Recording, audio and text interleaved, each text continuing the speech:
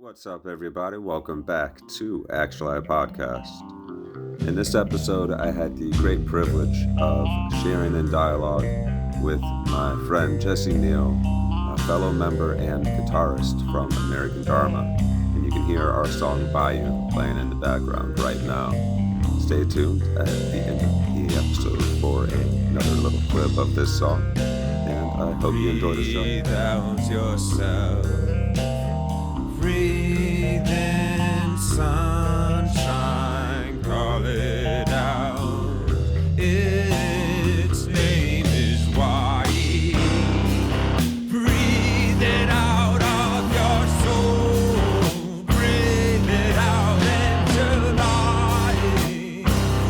Come on and bring me back to life. Breathe it out of your soul. What's up, everybody? Welcome back to Actually Podcast. I'm here with my great friend Jesse Neal, a fellow member of American Dharma, and we've been making music together for almost 4 years now, somewhere around there. Something like that, yeah. Yeah, and he's just become a great friend.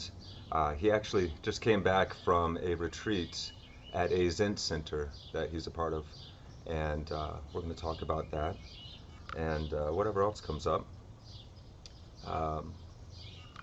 First here, I guess, we're just going to soak up this beautiful backyard and the nature around us, and we're going to find that deep residing sense of presence that is always available.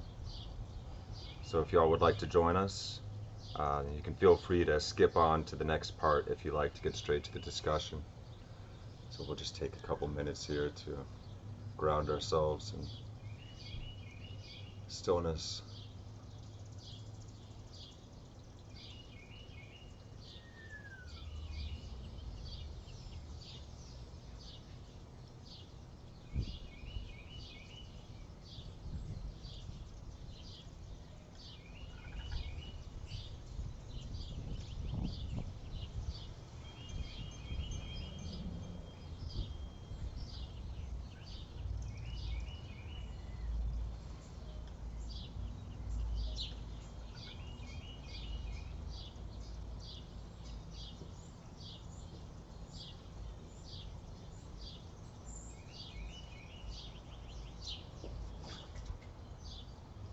That was a turtle jumping into the water. Yeah. Not the most graceful animals. No, he just said plop, belly flop. The little one just jumped in there too. Well, that was more of like a little. Yeah, he just made it in there pretty solid. He ninja this way in. He's got a little nice ramp water there. feature here in the yard. A little pond and a little waterfall running through the rocks. A spot for the two turtles that hang out back here. So yeah, tell us about your recent retreat that you just went on. That's kind of tricky. Yeah. There's a lot to say, but also nothing to say. Mm-hmm. It's one of those sorts of things where you can't really put into words very clearly the experience. Yeah. And some of the like realizations or whatever you may have are very intense. Like, Mm-hmm. real intense. I'm not too proud to say that there was a significant amount of ugly crying happening. Yeah. Yeah. Like, I believe it, 'cause this was an extended weekend retreat that you went on. It was a silent retreat. yep, only speak when absolutely necessary, which you find pretty early on that you don't need to speak nearly as often as you think you do. Yeah. Like, we were very able to effectively communicate clearly without words for, like 3 days. Wow. Yeah. And got a lot of stuff done because when you go, you spend a significant amount of your time sitting zazen, but there's also a lot of work practice that you have to do because, you have to help maintain the grounds. Yeah. And the Zendo, which, you know, if any listeners don't know what a Zendo is, it's a building where you go to meditate. And that was what my job was while I was there.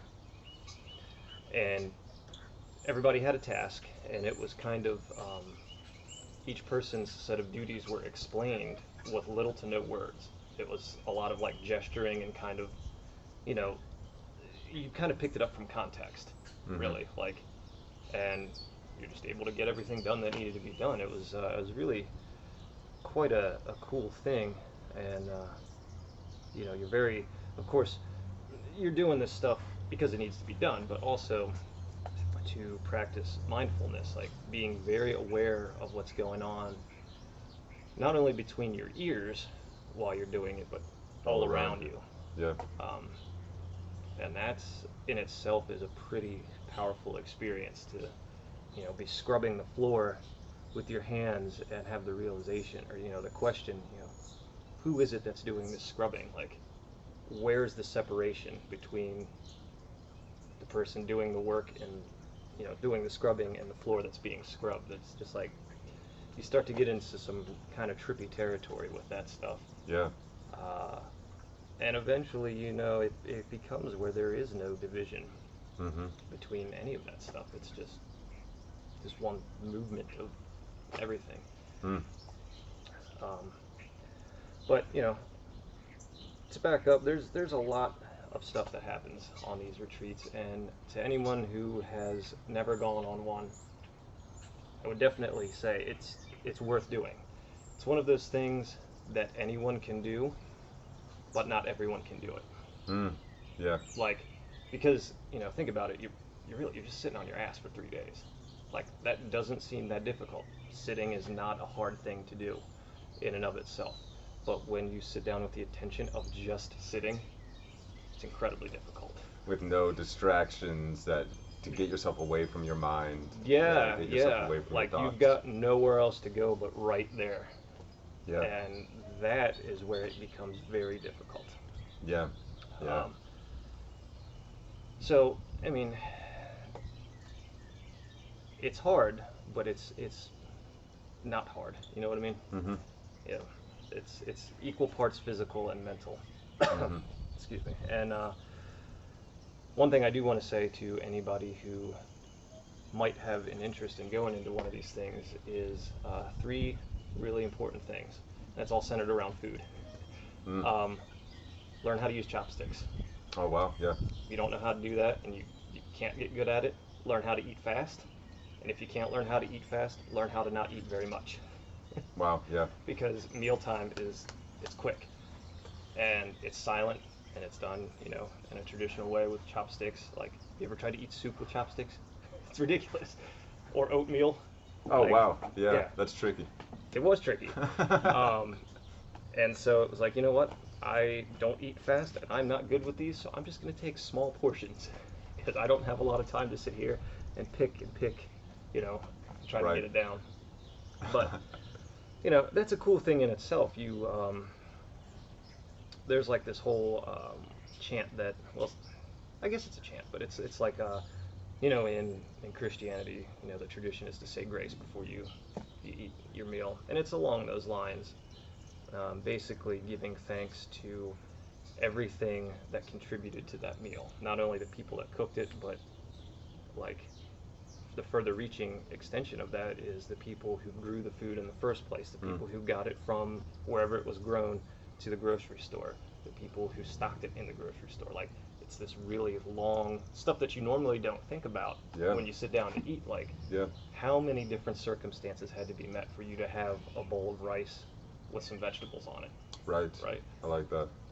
And so as you're eating, you know, you're kind of thinking about all of these things, like, holy shit, like, there's a lot that came into just this moment to exist. And it's a really humbling experience to kind of have that, like, light bulb go on. Yeah, that sense of interconnection is being highlighted throughout the experience by moments like that. And another thing that's really interesting, you know, when you have these meals, because again, they're silent. Excuse me. And you know, there's always this joke about people having a pet peeve of being able to hear people chew. Like, it's such a grating sound. Yeah, and that happens, and there's nothing that you can do about it. Yeah. You just have to deal with the fact that the person sitting next to you sounds like a cow when they eat. But you know, and so you kind of learn, and I think that's kind of by design. You know, this practice, like, Sure. there are Yeah. certain things that are beyond our control, and so rather than get upset and resistant to them, you just kind of roll with it. You roll with it. 'Cause Yeah. what else can you do? Not only that, but So there's a lot of surrender involved. it's a massive amount of surrender, dude. Yeah. Like, so many things pop up over and over again during these retreats in everything that you do, all of your activities. You know, when you're eating, you're working, you're sitting, whatever. There's always resistance, resistance, resistance. Yeah. Your mind always jumps up. And when I say mind, I mean, yeah, the bird in the tree. Two Two birds. Sounds like they're making more birds. Yeah, really. Um, They're going for it. but it's Save the world, birdies. you. When I say mind, I mean more like ego. Yeah. And not ego in the sense, you know, people say, you know, he's got a big head, he thinks he's so great, blah, blah, blah. No, I mean like the Good actual. point to make. Yeah, the actual psychological sense of self. Yes. That idea of self that we have in our heads. Yes. That pops up over and over and over and Oh my over gosh, again, yeah. infinitely. Yeah. And Yeah. it's not necessarily that you're trying to like squelch it or make it stop or make it go away, because you can't. But yeah. you become very aware of just how in control that is in your day-to-day life. And then once you like observe that for the first time, there's no going back. Like, once you see it, you can't unsee it. You can't unsee it. No. And Yeah. so you just kind of continue to develop that observance and awareness of the ego constantly trying to jump back into the driver's seat. Yes. And, you know, the ego always puts itself first. You know, I want this, I feel this, that kind of thing. Yeah. There's always that drive to satisfy some thirst or desire, Right. which, you know, is a survival. We're talking about the ego Yeah. and how it tries to survive itself, and it keeps reappearing. And by putting, you could say, the light of awareness upon any thought, egoic need, concern, expectation, worry, anything that arises in the mind, you just notice it. And by witnessing it, we are then able, almost immediately, it feels like it is very much immediate. You can even see where it comes from. And also by returning the awareness to watching the thoughts rather than following the thoughts, we decrease their pull over us in a sense. It's like we're putting ourselves back in the driver's seat. Yeah. The true capital S sense Yeah, of self. big self. Yeah. Yeah, that's kind of what I was trying to get at. Like, there's definitely a biological need for stuff that goes on in here, like Sure. to make sure that this Yeah. organism survives. Yeah, and the personality, you know, the personality, you could say, the personage, the cast image, that's an idea of self that we hold in our heads as well. That's part of the ego. And you can even see that. And it's not like you need to kill the personality. Personalities are beautiful. But the fact that we identify with our idea of self is where all of our pain and suffering seems to come from. Yeah. That's what I was trying Yeah. to get at. Like, you know, the ego is a survival thing to keep the human organism alive. It's what Yes. says, hey, that's not a stick, that's a snake. I need Yeah. to not touch that. It feels very fear-oriented a lot It of is the very time. fear-oriented. Yeah. But, you know, as humans, we have let this survival mechanism just run crazy We really have. in our minds to the point where it's beyond survival now. Oh, yeah. It's purely desire and drive to satisfy Yep. this thirst that you can never quench. You can never quench it. Yeah, there's Um, like this void in the heart. We're always trying to fill it. We surround ourselves with objects and distractions. And You just keep piling more and more on, and it never quite fills the void. no. Yeah. But it's when you see that for that first time, it's like, There's no It's- going back from that. No, I like how you no. point that out too. no. And like, And it's quite freeing. It's beautiful and it's freeing, but it can be a little bit. It can throw you off your balance a little bit at first when it starts for to sure. happen. You know, it can Yeah. be disorienting. there's is the word. definitely this thing where, okay, so, you know, I've been at this Zen stuff for like, gosh, since I was 18, so 14 or 15 years now. I'm terrible at mental math. And so, just constantly working at it. Yeah, yeah. And, there's different things that you do over the years to kind of continue to like point through and break through these barriers, right? Because what will happen is you have that first like aha moment, and then the ego says, we're not doing that, and then it'll put up something else that you have to work through. Yes. And you break that down, and it's like you just keep going with Layers it, right? and layers and layers, yeah. And that's why it's important to have other people who are along this pathway, because you can bounce stuff off of each other and help to continue to break through these barriers. But also, it's important to have a teacher that that you trust, and that's a huge thing that a little bit of a sidebar here. In Zen, a lot of people think of that as like being chilled out and being very like cold and like very matter of fact. And it's not. There's a significant amount of faith involved. Like, yeah. you have to have faith that the person that you're studying with isn't completely full of shit. Yeah. Like, Yeah. and once you have that, like, they may say something to you that makes zero sense, Right. but you believe that they're not telling you something that isn't true. And you find after a while, at least how it was in my case, that some of the more outlandish and in some cases harsher sounding things that a teacher may say to you are actually some of the most compassionate and like provoking things that they could say. Provoking in a compassionate sense, yeah. Yes, not provoking like to make you angry, but to give you that push so you break through and you understand. Yeah. And to get back to what I was saying, my teacher over the years has always asked me a question, and it's not always been the same question, but very similar question. Kind of points in the same direction. Yeah, because I used to have this like notion of being some kind of like spiritual teacher and all this kind of stuff, and I would talk to him about it, and he would ask me, well, who is it that wants to teach? Yeah. And I would try to answer this in all sorts of different ways intellectually. That's Right. the key. Like, yeah. I Always intellectually, yeah. That's the ego trying to to create a story. Yes. Yeah. Fabricate something that satisfies This other person as you're seeing them. Yeah. And every time I would give him an answer, he'd basically tell me no, like that's not it.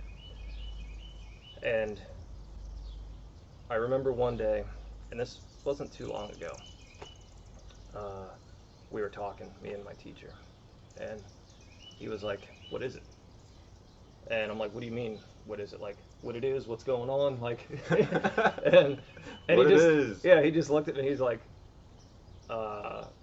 no, that's not what I mean at all. I mean, yeah, how are you? Yeah, but no. Sure, yeah, but no.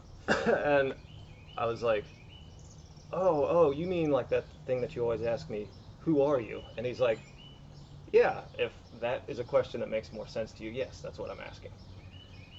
And I was like, oh, well, your question is kind of a statement, too. And he's like, no, it isn't. What do you mean? He goes, it's both, but it's also neither. And he keeps saying this stuff, and I'm like, I feel myself getting frustrated with what he's telling me. And, we had to cut our conversation.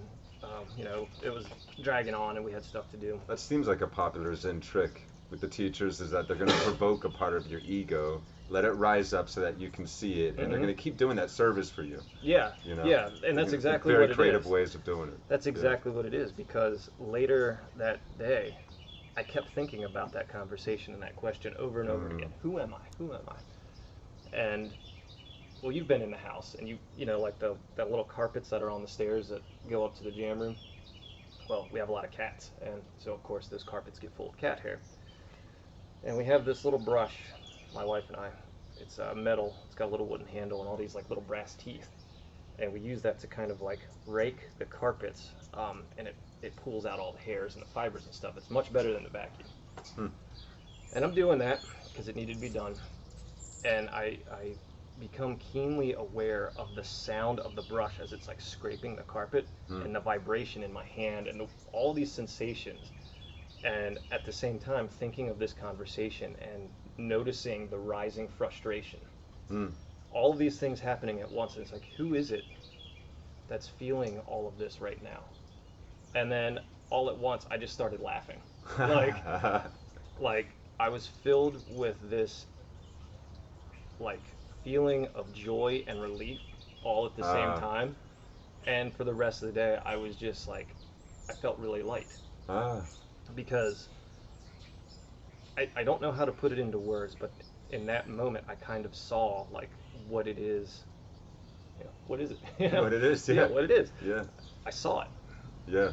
And you experienced it. I did. You were it. Yeah. And that's the thing. Like, it's not, and I have to be very careful when I say this, because anybody else who's listening to this, and I've been guilty of it, I'm sure you have too, that you hear or you read about someone's experience, and so your mind grabs onto that and Tries to thinks compare. that's what I'm waiting for, that's what should happen Yeah. to me. Right. And I'm here to tell you, it will never happen. Yeah. Like, Yeah. your experience of this, whatever you want to call it, is going to be different than my experience and his experience and her experience, but it's still all the same. You know what I mean? It is all the same. Yeah. So, and there's commonalities, but there's specifics as Yes. well to how each individual organism is going to experience the sense of nothingness or oneness that can come about. yeah, and- looks like Amanda's trying to get out to take the dog to the vet. Hey, doggos! Hey, shh, what are you barking? They're fine. They're fine. Come say hello. Hi, you're on candid camera. I don't. On the camera, you're just like your arms are. Oh, hey. Say There's hello. dog. Say hello. Touch her. Yeah, I'm gonna move the camera down. I'm gonna say hello. Oh, there we go. Yeah. Oh, and there's Zoe. Hey, Zoe. Zeus. What's up? How we doing? Good morning. Morning. Just taking Petra to the vet. You taking Cool. Zoe too, or is she hanging here? She's hanging here. Okay. You gonna hang out with us, Zoe? You seem very excited to go to the vet. You ready? Okay. Hi. Be back. Okay, be careful. Let me know when you get there. Okay, Petra, go. Go back. Zoe, you That's stay a very good, obedient doggo. Love you. Alright, love you. So-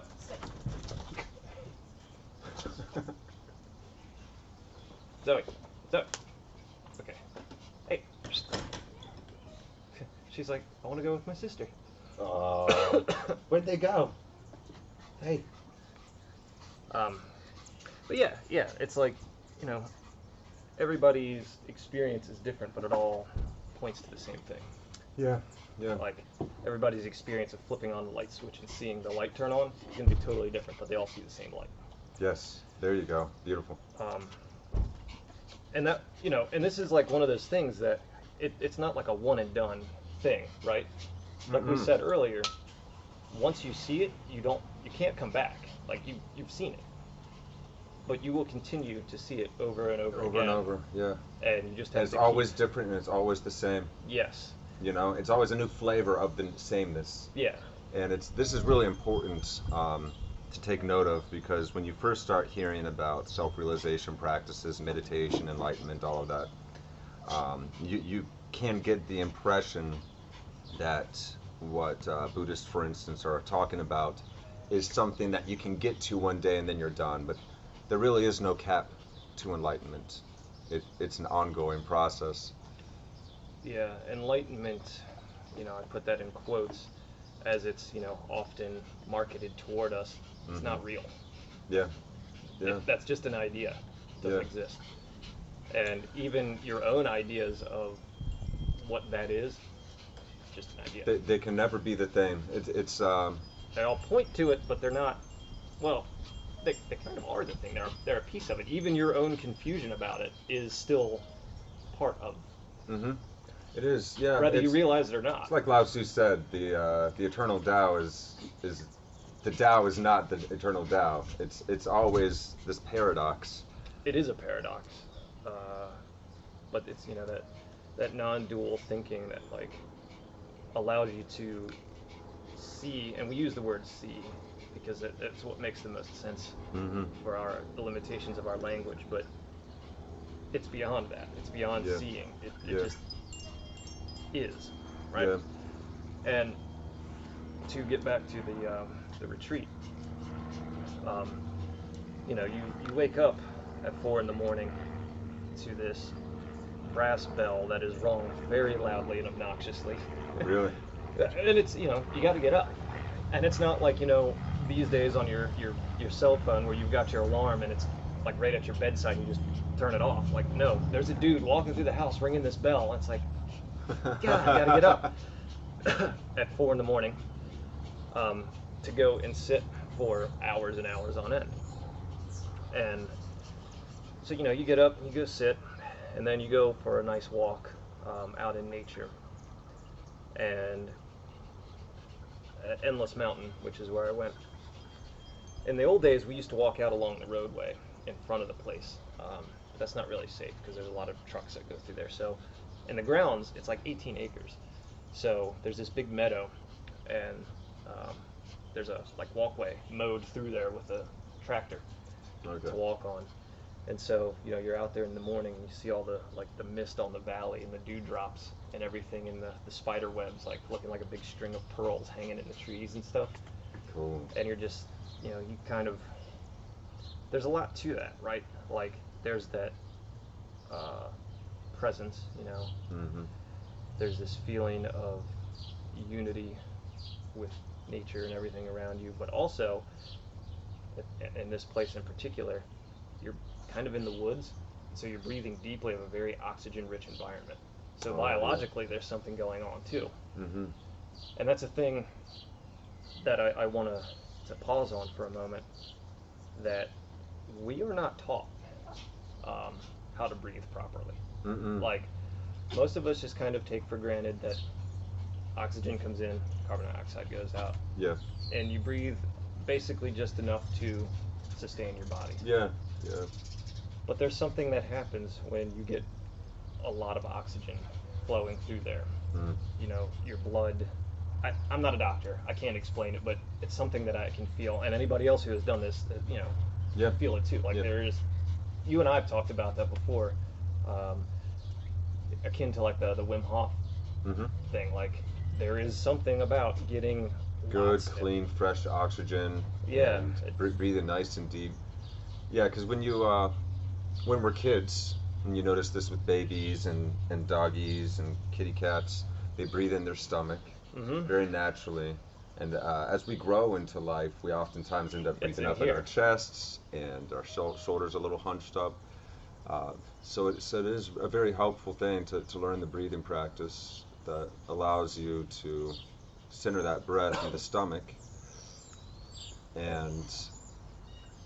And I do believe that, yeah, that does seem to optimize the nervous system.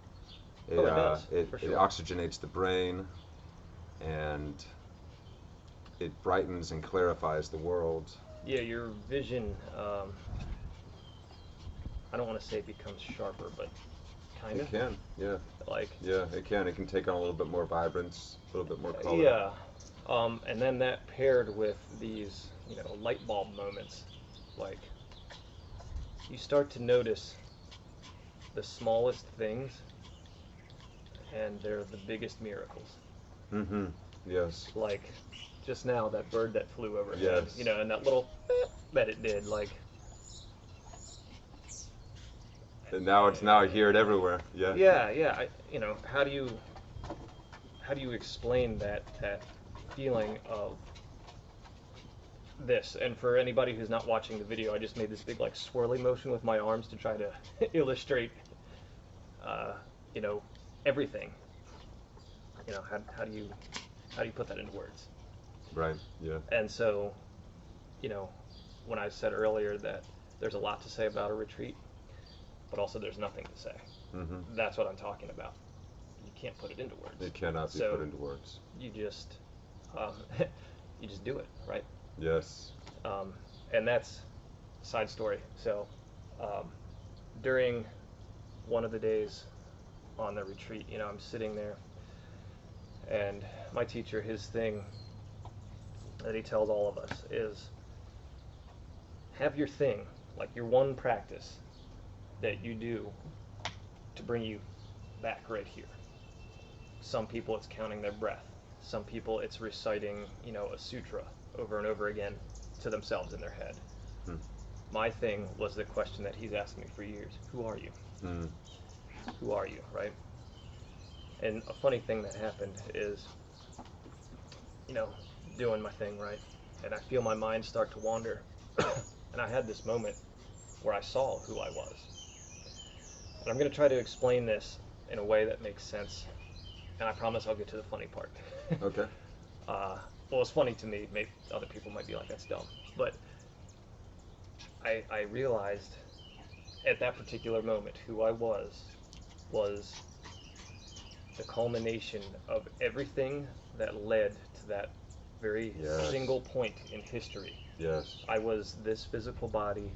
I was all of these memories. Mm-hmm. I was the sight of the floor in front of me, Mm. the peripheral sight of the people to my left and right, the feeling of the cushion underneath of me, the cushion itself, the floor, everything. All of the, just almost infinite number of circumstances and things that had to be met in order for all of that to happen right there. Imagine, if you will, a giant funnel, right?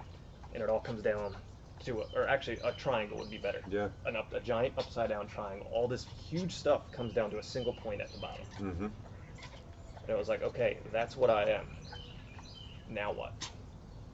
Right? And all that kept playing in my head was a song made famous by Rollins' band, which previously was written and recorded by a band in the 70s called Pink Fairies, but Henry Rollins covered it. It's a song called Do It. Do it, yeah. And the song opens with, both songs open the same way, but in the Rollins version, he does this huge scream at the beginning, and then he says, don't think about it, do it. Yeah. And it was like, okay, do it. Do it. And so for the whole rest of the trip, anytime my mind started to wander, it was do it, do it. And it just kept coming back to that over and over again. Don't think about it, just do it. Just do it.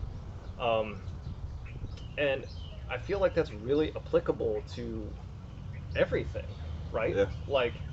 We get so caught up in all the stuff that we do, and we start really thinking about it, because that's what our brain does. It divides and categorizes things. Yes, right. That's not saying that that's wrong or that you should try to stop it. The brain is just doing what the brain does. It secretes these thoughts in the same way that the stomach secretes stomach acid. That's its biological function. That's what it does. Yeah, there you go. But you become very aware of that, and you don't get so hung up on the thought. Right now.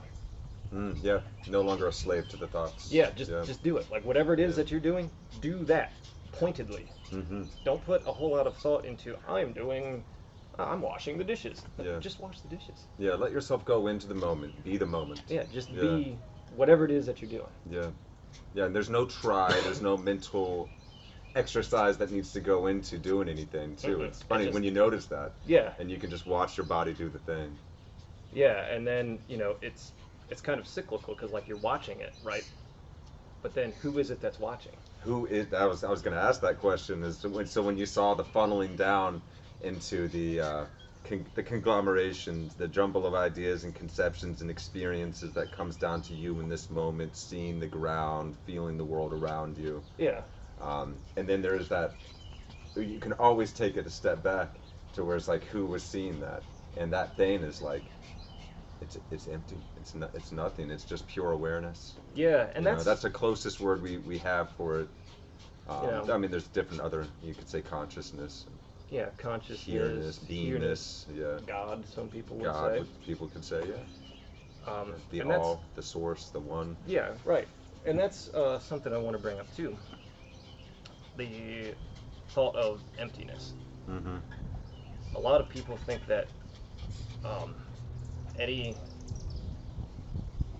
practice that deals a lot with the concept of emptiness you know, a lot kind of view that as being like somewhat nihilistic, you know, that everything is devoid of meaning. Not so. That's right. Yeah. What that means is that it is empty of any perceptions or ideas that we can assign to it. It just simply is, Yes. just like everything else. Yeah. And so there's this continual process that we have of, you know, your brain continuing to try to fill itself back up with just junk. Yeah. And it's not to say that, like, you know, once you kind of are aware of that and you're able to keep coming back to this emptiness, that you don't care about anything, or that, you know, your personality ceases to exist or any Right, of that. yeah. Your brain will try to trick you and make you think that that's going to happen. Yeah, for sure. I promise. That's, you know, to anybody who is new to this, like, that's going to happen. There's Yeah. going to be a point where you start to question your sanity, Oh yeah.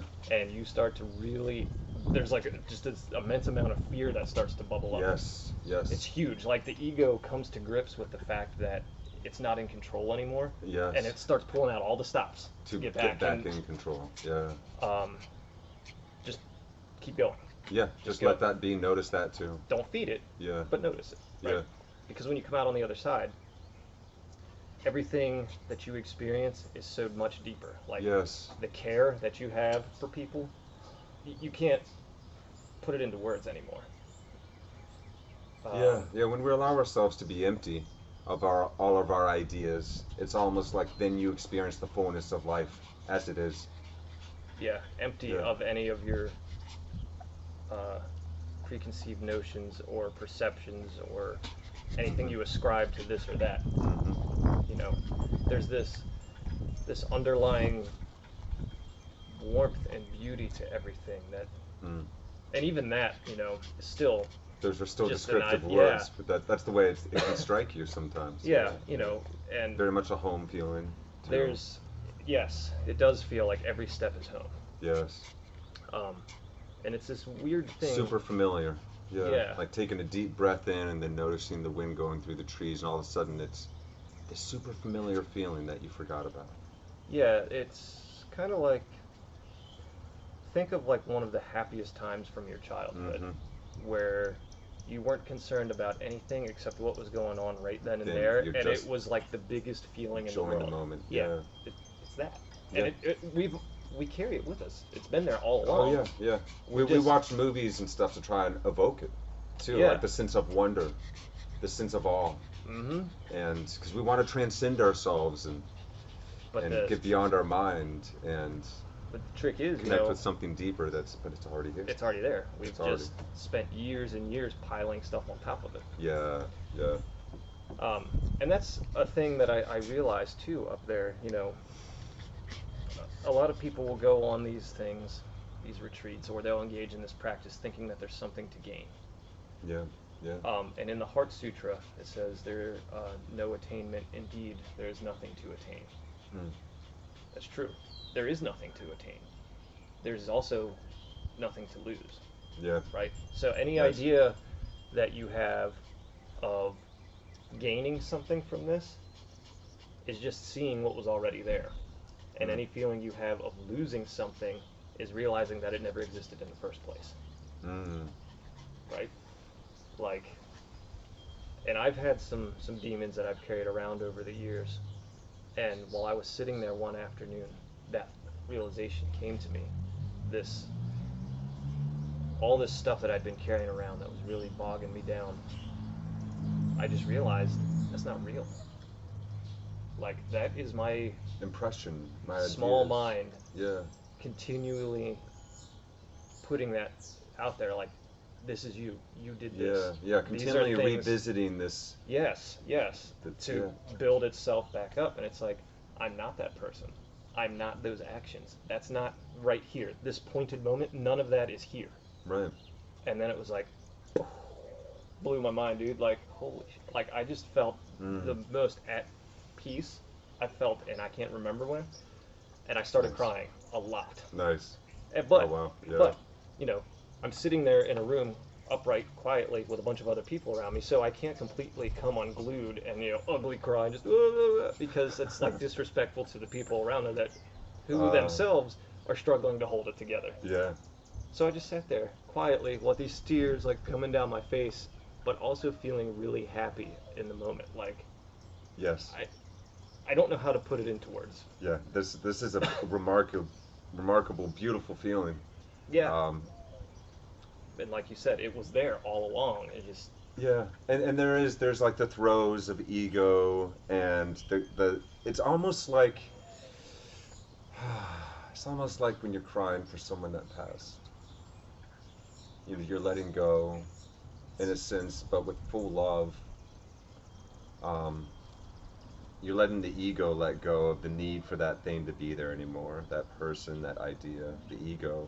And it's like you can mourn, it's almost like there's a mourning process, and there's also a joy at the same Yeah. time, because there's such a freedom, there's such a weight lifted.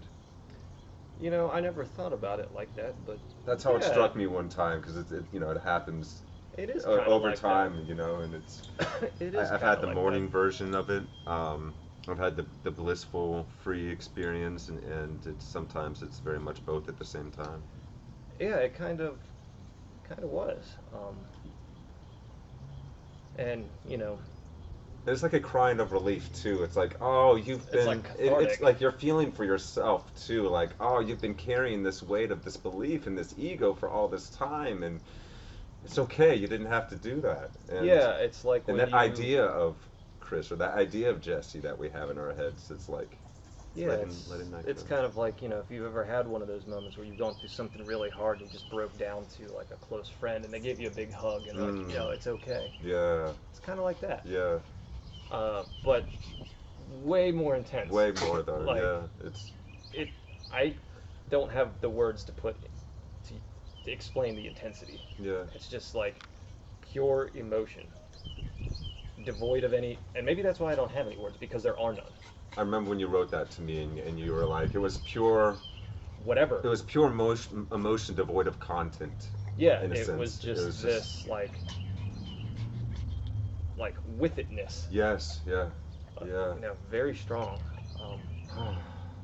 And Isn't it cool how the human body responds that way? yeah, and maybe that's what it is, like a biological response. Like, hey, you That can't feels do like anything else. That Cry. feels like part of it, yeah. Yeah. And I Very cathartic way of releasing. yeah, and I sat with my teacher later on Mm. because there's always you do like every day on these retreats you have a one-on-one time where you go and you talk to the teacher. Awesome. And I come in, and my eyes are red, puffy, because I've been crying, right? Mm. And he's like, "Looks like you've been going through some stuff." And I just smiled and I nodded, yeah. And he's like, "Anything in particular?" I hesitated for a second and I said, "No." No. And he laughed and he smiled really big and he's like, "Good." And he's like, "Good." That's the answer. And and he's like, "So now what?" And I'm like, "Well, I thought maybe we could just kind of sit here for a couple minutes together and enjoy that." Awesome. And he just Oh, gave me cool. this like really like warm, loving smile. Yeah. And we just sat there together in silence for a couple of seconds. And then, he's like, "All right, well, your turn is up. We got to be respectful of everybody else who wants to come. I'm like, cool. And one of the things you know about this, and some of your listeners may too, but there's a thing in Zen and Buddhism and really a lot of spiritual practices, where you bow toward each other, and it's the recognition of light in another, Mhm. right? Mhm. But it's also a thing of respect, which I think is borrowed probably from the various cultures that have molded these beliefs. Sure. And I don't really think that it's that we're appropriating it. Just kind of, if you look at it in a certain way, right, as you bow towards someone, you're putting your body physically lower than the other person, Mm. which is a very vulnerable thing to Mm. say. You know what I'm trying to say with that? Yeah. Yeah. So, we finished talking. We both like leaned in to bow, and I bowed really deeply, and I could see, like, like at the floor, I could see like the edge of his face. Like he was down really low as well, because we were sitting, right? Mm. And we both held that for a long time. You know, not long as in minutes, but several long seconds. And there was just this feeling of like deep connection and respect. Mm. Like we both really understood each other in that moment, and it was really powerful. Like, because I've known this guy for years Yeah. and studied under him, and like here recently, there's been a handful of these moments where it's like we really understand each other, and it's this really beautiful thing. Like, so it's a lot of times now we don't really talk a lot. It's just there's that kind of knowing, like wink and nod sort of thing going on, and everything's cool, you know. Excuse me. So yeah, that went on, and you know, everybody kind of did their thing. The food was delicious, and at the end, you know, there was a talk on the last day.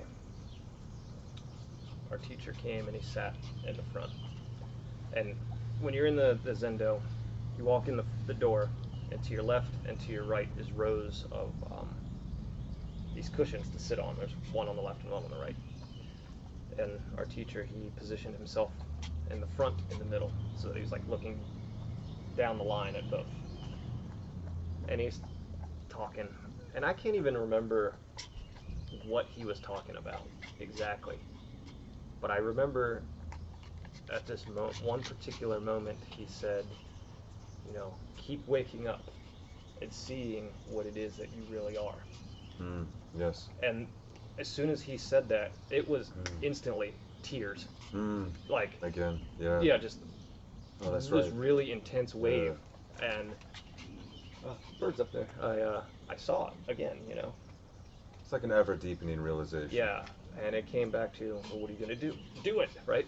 Yeah, And then, yeah. but beyond that, it was, okay, but what does that mean? What does do it mean? Okay? And it was, the realization I had in that specific moment was, whatever situation you're in, do that fully. Do that fully. Like, Yeah. you and I having this conversation, I'm not thinking about, well, I am now because I'm saying it, but in a few minutes we're going to have band practice. Yes. Or, you know, whatever you're thinking, right? So right before I said that, I was just thinking, I'm having a conversation right now with one of my best friends. That was it. We're just enjoying the conversation. Yeah. But at the time, when I had this realization, I immediately thought of my daughter. And like, when I'm with her, what do I need to do? Just be with her. Like, Be fully present. yeah, Be there. don't think Yeah. about the bills that need to be paid. Don't think about, I gotta cut the grass. Don't think, I gotta fix that leaky faucet. Like, if all she wants to do with me is play with Play-Doh, just play Play-Doh. Like, just do that, right? Yeah. And be fully immersed in that. Yeah, just, Yeah. and that really is a thing, right? Like, No, I love that idea to treat every moment as it is holy. yeah. Yeah. And really, to anybody who has kids, you've seen glimpses of this. That's how children operate. Oh, it is. There though. is nothing else except right there. Yeah. That's why, like, kids emote so much, because they feel it fully as it is. There's no mask. There's no Yeah. layers that we have that have built up over the Right. years. Cultural conditioning. Yeah. Like, don't act this way at this time. Right, Yeah. right. So having a daughter has been awesome in a lot of ways, but how I'm going to relate that to Zen and spiritual practice is she is very much a teacher, because she is, as we all are before the Yes. layers are piled on. So it's always a reminder when I watch her, like, whatever she's doing, even if I think it's something stupid, she's like super into it at that moment. There is no other assignment going on, like, just Yo, is, you know? come say hi. This is DJ, Hi guys. another member of the band. We'll be bringing him on the cast here soon too. Just real quick. Mhm. I noticed that the car's missing. I guess she's coming back. Yes. So we'll have to move your car slightly forward for her to get in. Okay. Cool. Yeah, I mean, when she gets back, we'll move stuff, and then once she's back, she's not going anywhere else today, so we have very limited parking here. Yeah. But yeah, like the whole thing of, you know, the kids are just very pointed in whatever it is they're doing. They're not thinking about anything else except just that thing, Yeah. and it's why everything is such a big deal to them, Mm-hmm. because it's empty. Yeah. And so Yeah. that's been a really There's awesome. not too many walls in the the No. way of them reacting and expressing themselves. Or just, And they just authentically are as they are. yeah, just embodying the moment as it is. Yeah. So when he said that, you know, see what you truly are, and then I thought of her, I was like, that's it. Mm. Just keep coming back to that. Mm. You know. It's just, I don't know what else to say about that. You know. That's beautiful. That's beautiful, though. It's very much in line with the kind of subject matter I like to explore on the cast. Actual I being all about the realization and this ongoing process of awakening into our true, most authentic self. And that Big S. never-ending process, yeah, big S, self, rather than the idea of self, the actual experience of life just as it is prior to interpretation. We talk about this a lot, and I'm very grateful to have a friend like yourself, and this guy too, to be able to share these ideas with. If you need fire, there's a lighter on top of the pellet stove, Yeah. just to the left when you walk in. And to be Little able to green kind of one. make the kind of music that we're making too, Yeah. that actually we get to tap into this Yeah. and So- perhaps hopefully evoke or inspire. I'm glad you brought that people up. in this I'm direction. glad you brought that up, because there is something that happens. Yes, when we practice it happens, sure. And sometimes I think we take it for granted because it's very common for us to feel. But when we play live in front of an audience, there gets to be a point where there is no division between us as the musicians, the music we're creating, and the audience. There gets this like vibe in the air where everything is electric and just together, and everybody feels it, but nobody says anything about it. Yeah. They just are in it, right? Yeah. And I feel like Yeah, we don't know how to name that experience, but we go to concerts for that experience. yeah. Some people would call that almost like a religious experience, and it Sure. Yeah. It very much very can much be. is. Yeah. And so, you know, I feel like the kind of music that we're making really lends to that. Mm-hmm. That there's like a groove to life. Yes. Yeah, and I feel again, I'm just grateful because it's an honor to be a part of something where all four of us are aimed in this direction. We know that this is a thing that we like to evoke and share, and hopefully invite more people into as well. For sure. Yeah. For sure. Yeah. Well, it's probably a good point to end it. We'll have to do more of these. Yeah. You know, I wish I kind of rambled and went in a lot of different directions. Hopefully that was cohesive to the listeners, and they. No, I think it was great, and I was very fascinated to hear more about it from you in person, too, because we'd only exchanged texts over it so far, and Yeah, it's definitely okay. So there's like the daily practice, right? mm-hmm. Super important. Like, even if you can only sit and do zazen for 10 minutes a day, sit for 10 minutes. Like, Yeah. Just continuously come to it every single day. Yeah, make sure you're doing it every day. Yeah. Come back to, as my teacher does, and the people who are listening aren't going to be able to get this, but my teacher, he does this thing. He's like, you have to keep like, waking up. Waking He, up. like, he bugs his eyes out when he does it. Yeah, It's but like- that daily practice, it gives you an anchor point. Yes. And we can bring meditation into our daily lives. We can treat each moment as it is holy, like we were talking about.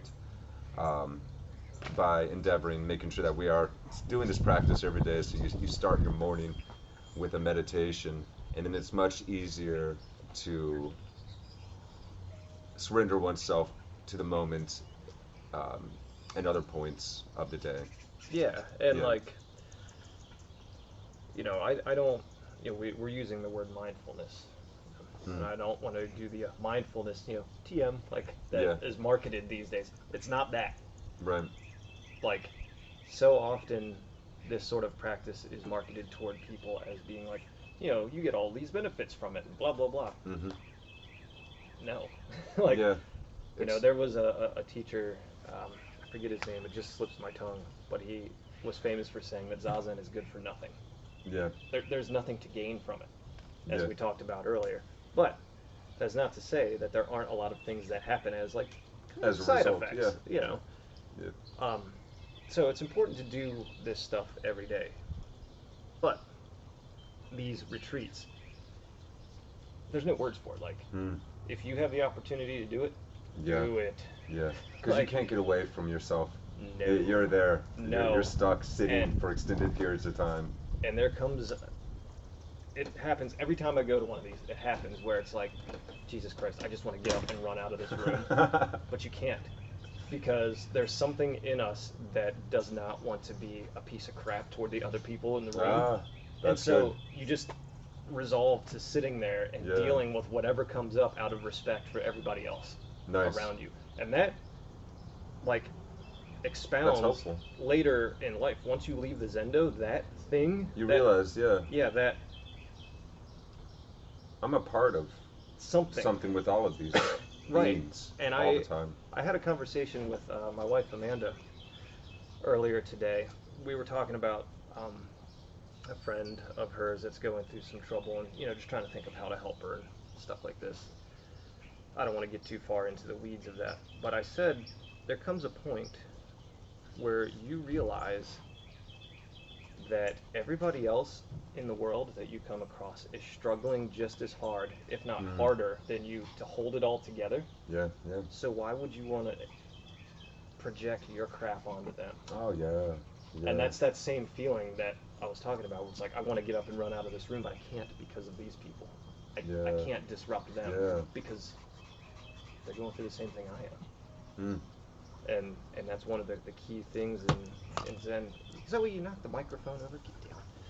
That's one What of are you doing? the key things is that You're trying to take over the cast. being there to support one another. Yeah. We can expand on that for like ad nauseum forever. Yeah, really can. Um, We'll and have to definitely do more conversations. Oh down the yeah, road. dude, I would absolutely love to. Yeah. But we've Yeah, and I encourage you, if you're still thinking about starting a YouTube channel, this guy's been thinking about starting a channel to share Zazen, to share practice. So unfortunately there the video and audio cuts out as my laptop died during the recording. I'm glad we didn't lose too much, but we did lose a little bit more of some good conversation at the end. So we'll have to pick that up in another episode. Definitely stay tuned for that and look forward to additional episodes with other members of the band, DJ and James. And we will be doing a full band episode where I'll talk to the whole band to celebrate our release of our upcoming EP, from which you today got to hear the song Bayou. So I hope you enjoy that and look us up. Go out there and like and subscribe the band. And if you enjoy the podcast, your like and subscribes help the show reach more people. So I'm very grateful to all of you for listening, and thank you so much for being a part of this ongoing awakening. Together, we change this world from the inside out. So love you guys, and talk to you soon.